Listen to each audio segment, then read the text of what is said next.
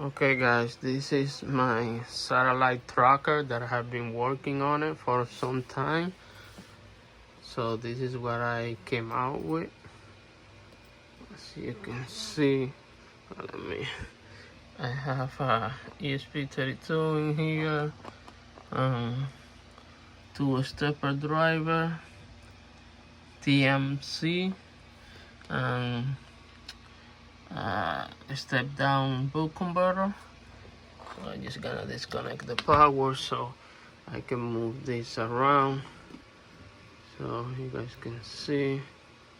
This is what I end up and having, and this is the magnetometer. I struggled a lot to get accurate measurements on it, but as right now I'm just using it for the homing sequence.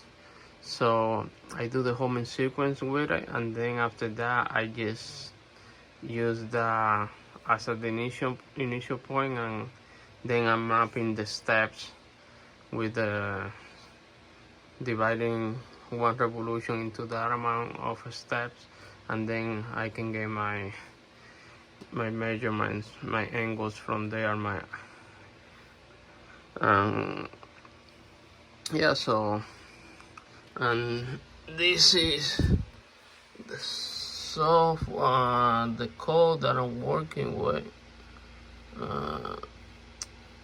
I modified this code a lot. This is the code originally. As you can see, we're gonna have a pass. Let me see.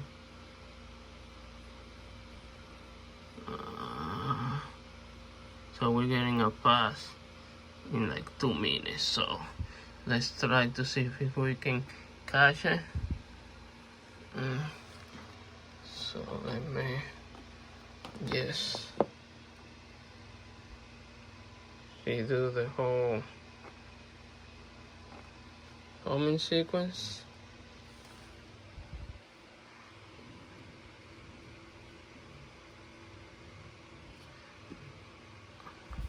So that part is kind of the front. I always try to have it facing, can be in any direction, but right now just like that, but it has to be always towards that side where the cable's coming out of the stepper motor, because it's coming from negative to positive, and then from here at 90 degrees I start going down again. So I have the motor always going this direction. If you end up having this like this, it's gonna keep going like this instead of going up. But right now this is what we have. So now we got power, we got we had our IP. As you can see, it start moving now. It moves very slowly, as you can see. Very slowly.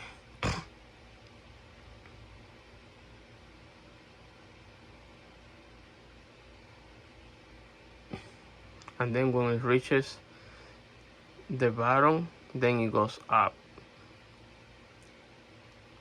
to 90 degrees. From there, then it goes to the angle where the next pass is gonna start. So it went down. So now it's going up to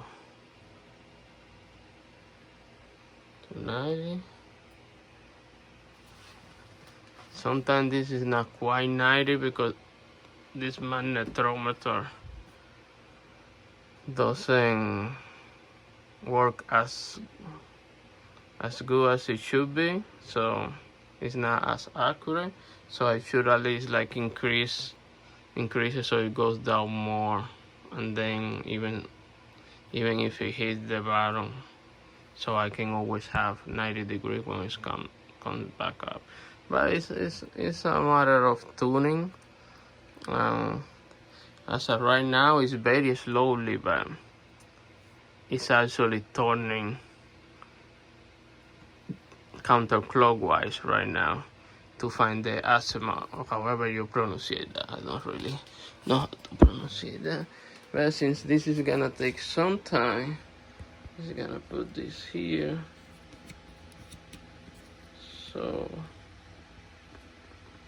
we can take a look at this.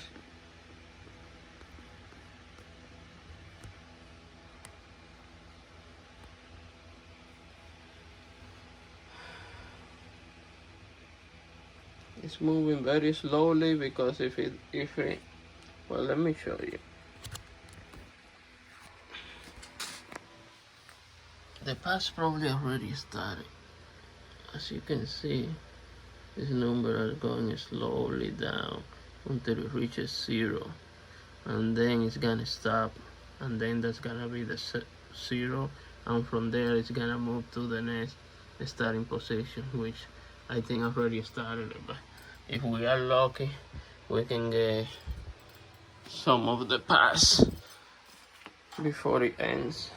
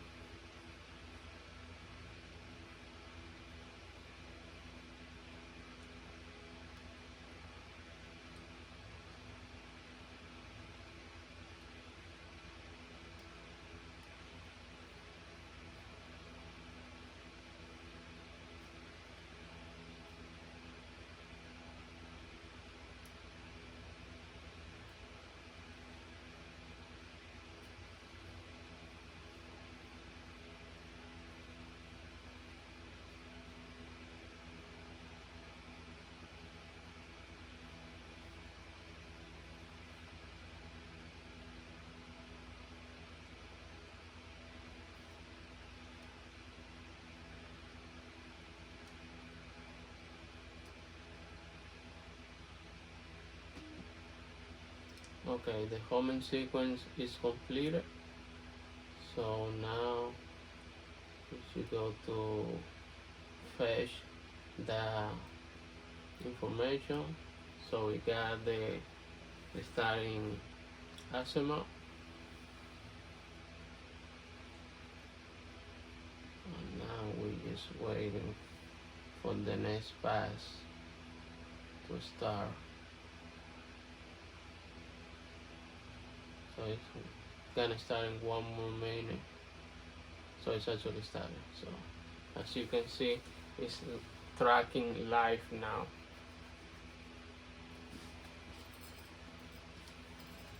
I don't know how long does this pass last, but hopefully we can get a few minutes so we can see the live tracking. The whole idea of me designing this is to mount an antenna for hand radio communication on satellites, the coast on weather satellites, on things like that. And the other reason that I designed this tracker is to mount an antenna for my FPV drone, so I can track the drone while it's flying, so I can always mount a jagged antenna on it, so I can always track it. But you know, so far so good. Yeah, it's a little thing that I should still, adjust and refine, so I can have more accurate measurements. But I should say more accurate readings on the sensors. But I can do some work around. I found very helpful. I don't remember the YouTuber, but there is a YouTuber that has a calibration for this type of trackers. Not tracker, for this type of magnetometers, and they are very good. It's just a matter that every time that you change something or location or anything on it, you need to recalibrate. So it will be better to recalibrate after every single time that you use, or before every single time that you use it. But that will be a little tedious, but it's something that can be incorporated into the homing sequence. It's just a matter of, working with the code, working with your hardware to get the best out of it. So, and then I have this on. Let me see if I can show you. So the pass ended. I was going to show you, but the pass just ended. So it's going through the whole homing sequence again. So it's gonna go all the way down. Then it's gonna go up. And then, as you can see, I would readjust it. I have to make it so it goes a little 2 more degrees up when it goes up, because depending on where it is, it may go all the way down or it may not go all the way down. So I guess I should make it that it goes all the way down always, and then so when it retract to 90 degrees, it will be the center. I don't know if that makes sense, but it's going through the whole homing sequence. Gonna be very slowly again. But that's it. You saw how it works. So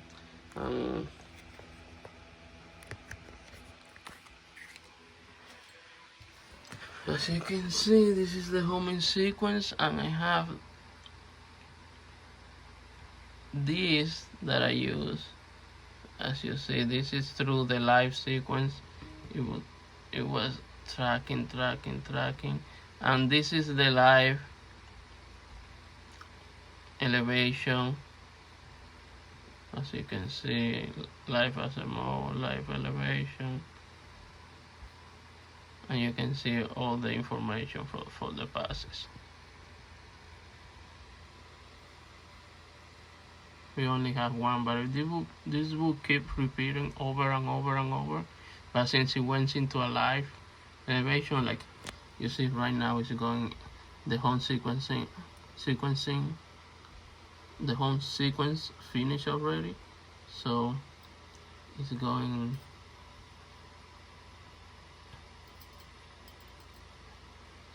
through this again. But this is for me to use it on my phone, so this is it. Thank you guys for watching. See you in the next update. Thank you.